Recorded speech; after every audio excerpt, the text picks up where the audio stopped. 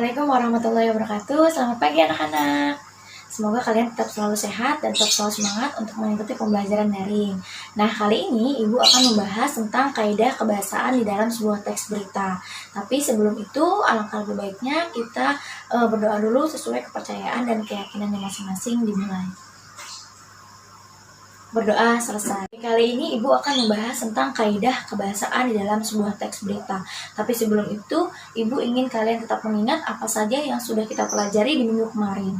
Jadi, minggu kemarin kita sudah belajar tentang tanggapan isi teks berita, dan kedua adalah bagian-bagian berita. Tanggapan isi berita berkaitan dengan isi atau struktur dalam berita, yang kedua bahasa berita. Isi atau struktur dalam sebuah berita terbagi lagi menjadi dua. Yang pertama ada kebenaran, yang kedua ada kelengkapan. Yang kedua bahasa berita. Yang pertama ada pemilihan kata, yang kedua ada penggunaan kalimat. Begitupun dengan bagian-bagian di dalam sebuah teks berita. Terdapat 3 bagian yang disebut dengan piramida terbalik. Yang pertama ada kepala berita, kedua adalah tubuh berita, dan ketiga ada ekor berita. Nah, langsung saja ke inti materi, yaitu kaidah kebahasaan di dalam sebuah teks berita. Kaidah itu sendiri artinya adalah aturan. Maka, aturan kebahasaan di dalam sebuah teks berita. Di setiap jenis teks pasti mempunyai aturan dan kaidahnya masing-masing, termasuk teks berita. Aturan yang pertama adalah penggunaan bahasa bersifat standar atau kata baku. Yang kedua, penggunaan kalimat langsung. Ketiga, penggunaan konjungsi bahwa. Keempat, penggunaan konjungsi temporal. Kelima, penggunaan kata kerja mental. Dan yang terakhir adalah keterangan waktu dan tempat. Bahasan yang pertama yaitu penggunaan bahasa bersifat standar atau kata baku. Kata baku itu sendiri artinya kata yang sesuai dengan KBBI dan PUEBI. Artinya Kamus Besar Bahasa Indonesia dan Pedoman Umum Ejaan Bahasa Indonesia. Nah, kenapa sih teks berita itu harus menggunakan bahasa standar atau kata baku? Karena kalau teks berita menggunakan bahasa standar itu akan dipahami oleh khalayak umum dibandingkan menggunakan bahasa populer dan bahasa-bahasa daerah. Contohnya, misalnya di dalam sebuah teks berita itu menggunakan bahasa Sunda, maka orang Jawa tidak akan mengerti teks berita tersebut. Di sini Ibu akan mencontohkan kata baku dan kata tidak baku. Yang pertama, kata tidak baku atlet, kata bakunya adalah atlet. Kata tidak bakunya aktivitas, kata bakunya adalah aktivitas, jadi menggunakan V. Yang ketiga, subjek, kata bakunya adalah subjek. Keempat, ada apotik, kata bakunya adalah apotek. Kelima, kata tidak bakunya handal, kata bakunya adalah andal. Ada penggunaan kalimat langsung sebagai variasi di dalam sebuah teks berita, yang artinya kalimat langsung adalah kalimat yang diucapkan secara langsung kepada orang yang dituju, ditandai dengan tanda kutip 2. Nah, tanpa kalian sadar, di dalam kehidupan sehari-hari kalian melakukan percakapan terhadap lawan bicara itu sudah menggunakan kalimat langsung secara lisan. Kalimat langsung itu dipakai dalam sebuah teks berita untuk pengutipan pernyataan-pernyataan narasumber berita. Di sini Ibu ada contoh kalimat langsung. Yang pertama, Yuda mengatakan, aku akan pergi ke sekolah besok. Yang kedua, Ulu, aku tidak suka dengan hujan, kata semut lirih. Pada kalimat pertama, Yuda mengatakan langsung bahwa aku akan pergi ke sekolah besok. Nah, kalimat kedua, semut berkata langsung kepada Ulu bahwa dia tidak suka dengan hujan. Nah, bagaimana sih cara-cara kita untuk menulis kalimat langsung? Cara yang pertama yaitu penggunaan tanda petik. Jadi, kalau dalam kalimat langsung, penggunaan tanda petik digunakan tanda petik 2. Kedua, ada letak tanda petik. Tanda petik penutup ditaruh setelah tanda baca yang mengakhiri kalimat petikan. Yang namanya penutup itu berarti dia ada di akhir. Ibu ada contoh kalimatnya yaitu Yuda mengatakan, aku akan pergi ke sekolah besok. Kalian perhatikan pada tanda kutip 2 yang ada di ujung kalimat atau di akhir kalimat. Itu ditaruh setelah tanda baca titik. 3, ada letak kalimat pengiring sebelum kalimat petikan. Kalimat pengiring harus diakhiri dengan 1 tanda koma dan 1 spasi apabila bagian pengiring terletak sebelum kalimat. Nah, di sini Ibu ada contoh kalimatnya. Ulu berkata, biarlah saya bernyanyi sendiri. Di situ yang tanda dihitamkan dan digarisbawahi katanya itu merupakan kalimat pengiring dari sebuah kalimat langsung.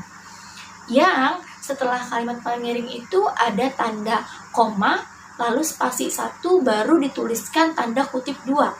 Itu yang dinamakan dengan letak kalimat pengiring sebelum kalimat petikan. 4. Ada letak pengiring setelah kalimat petikan. Kalau yang tadi sebelum, nah ini setelah. Sama seperti kalimat yang sebelum tadi, kalimat pengiring harus diakhiri dengan satu tanda koma dan satu spasi apabila bagian kalimat pengiring terletak setelah petikan. Nah, jadi kalau ini kalimat pengiringnya ada di akhir kalimat. Contoh kalimatnya, "Ulu, aku tidak suka dengan hujan," kata semut lirih. Di situ penulisan yang ibu hitamkan dan ibu garis bawahi tersebut adalah kalimat pengiring, yang dimana sebelum kalimat pengiring ada tanda koma, lalu spasi, dan baru tanda kutip. Yang ketiga yaitu penggunaan konjungsi. Apa sih arti konjungsi itu sendiri? Mungkin kalian kelas 7 sudah pernah belajar. Konjungsi itu artinya adalah kata hubung yang menghubungkan antar kata, antar kalimat. Nah, di sini teks berita itu menggunakan dua konjungsi. Yang pertama konjungsi bahwa, yang kedua ada konjungsi temporal. Konjungsi bahwa artinya penggunaan konjungsi bahwa yang berfungsi untuk penerang kalimat berikutnya. Contohnya, sejumlah staf Atbel Manado mengatakan bahwa kepala Atbel Manado sudah pulang. Dalam kalimat tersebut menerangkan bahwa kepala Atbel Manado sudah pulang. Selanjutnya ada konjungsi temporal. Konjungsi temporal itu artinya kata hubung yang bisa menerangkan hubungan dari dua hal atau peristiwa yang berbeda. Nah, kenapa sih teks berita itu menggunakan konjungsi temporal? Karena teks berita itu berkaitan dengan kronologis atau hubungan waktu di dalam sebuah teks berita. Nah, contoh katanya di sini ada kemudian, sejak, setelah, awalnya, dan akhirnya. Contoh kalimatnya ada langit riau tampak mendung. Tak lama kemudian, hujan diharapkan semua masyarakat akhirnya turun. Itu yang dinamakan dengan konjungsi temporal. Di situ yang ibu garis bawahi dan ibu hitamkan adalah contoh kata dari konjungsi temporal. Aturan yang keempat yaitu ada penggunaan kata kerja. Kata kerja itu sendiri yang seperti kalian sudah tahu bahwa kata yang menjelaskan suatu tindakan atau pekerjaan, misalnya makan, bermain, berenang, dan belajar itu merupakan contoh dari kata kerja. Kata kerja mental itu sendiri artinya adalah bentuk kata kerja yang merupakan sebuah respon atau sikap seseorang atas perbuatan, pengalaman, ataupun perihal keberadaan sesuatu. Di sini contoh katanya ada menikmati, memikirkan, terharu, membayangkan, dan lain sebagainya. Ibu juga mempunyai contoh kalimat dari kata kerja mental, yaitu mereka memikirkan solusi untuk bisa keluar dari peristiwa-peristiwa memilukan itu. Jadi kata yang ibu hitamkan dan ibu garis bawahi merupakan contoh kata kerja mental. Nah, selanjutnya atau yang terakhir ada penggunaan keterangan waktu dan tempat. Fungsi dari keterangan waktu dan tempat itu sendiri yaitu berkaitan dengan unsur dari 5W+1H, yang dimana dan kapan terjadinya suatu peristiwa di dalam sebuah teks berita. Pengertiannya itu sendiri yaitu kalau keterangan waktu digunakan untuk memberitahukan kapan terjadinya suatu peristiwa. Contoh teksnya yaitu sekitar pukul 12.45 waktu Indonesia Barat, langit riau tampak mendung. Di situ ada keterangan waktu pukul 12.45. Nah, pagi, siang, sore, malam itu termasuk ke dalam keterangan waktu. Yang kedua ada keterangan tempat, digunakan untuk menjelaskan di mana tempat terjadinya suatu peristiwa. Contohnya pada teks yang ibu berikan adalah di situ terjadi gempa yang berkekuatan 5, SR menerjang Maluku pagi ini. Di situ ada keterangan tempat yaitu Maluku. Itu saja yang bisa ibu sampaikan materi kali ini. Semoga kalian bisa memahami dan bisa mengikutinya. Untuk tugas seperti biasa ibu akan upload di Google Classroom. Oke, sekian dari ibu. Wassalamualaikum warahmatullahi wabarakatuh.